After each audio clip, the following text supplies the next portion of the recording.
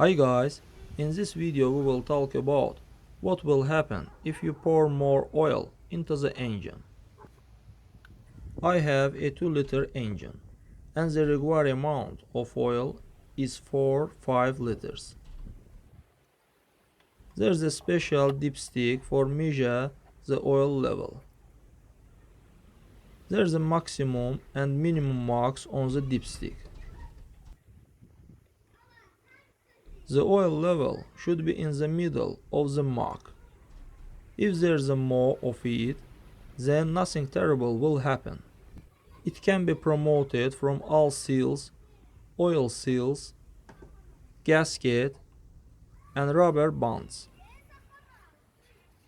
And if the oil is filled by mistake and unknowingly more, as we had with one car owner, then the engine will go for restoration.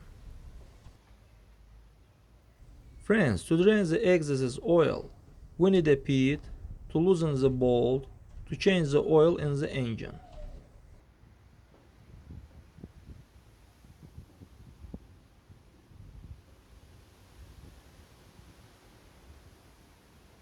Or we need just such a syringe and pump out the required amount of oil in the engine.